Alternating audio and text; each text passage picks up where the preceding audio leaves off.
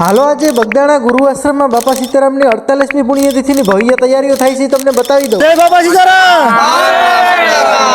હાલો, ઘરેથી કાળો નાગ બની નીકળી ગયા. આજે આપણી સાથે આવવાનો છે અનિલ. પહોંચી ગયા માધુપુર બસ સ્ટેન્ડ. હાલો, આવી ગઈ આપણી બસ ને બસમાં બેઠા બેઠા ઘડી પદ્માને યાદ કરીએ. મામા મારી પદ્માને કહેજો. હાલો, પહોંચી ગયા બગદાણા. આ બધી લાઇટનું કામકાજ આપણે કર્યું તો. मरना तेरे को डर नहीं लगता? એલા રમકડા તો જો અહીંયા એક રમકડું મોકલાવું મારા વાલા. હાલો, પહોંચી ગયા મંદિરના મેઇન ગેટે. તમે ગુરુજી મારા પરમ ઉપકારી.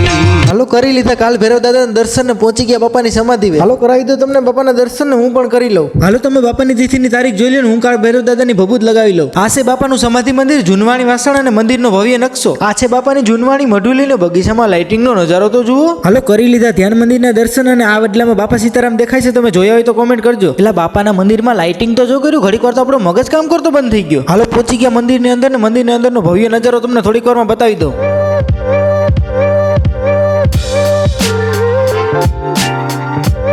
હાલો, પહોંચી ગયા ભોજનશાળામાં ને ભાઈઓ અને બહેનો ટેબલ ઉપર બેસીને પ્રસાદ લઈ જુઓ તમે. અહીંયા રસોડામાં એટલા ભાઈઓ કામ કરે એની સેવાને એક લાઈક તો બને હો. બહાર ઘણી બધી શોપ આવેલી છે, ત્યાંથી તમે ફોટાને ખરીદી કરી શકો છો. હવે મિત્રો 1 મિનિટમાં તમને કેટલું બતાવી દો. આનો તમારે ફૂલ લોક જોયો તો આપણી આ ચેનલ ઉપર જોઈ આવજો. તમે ગુરુ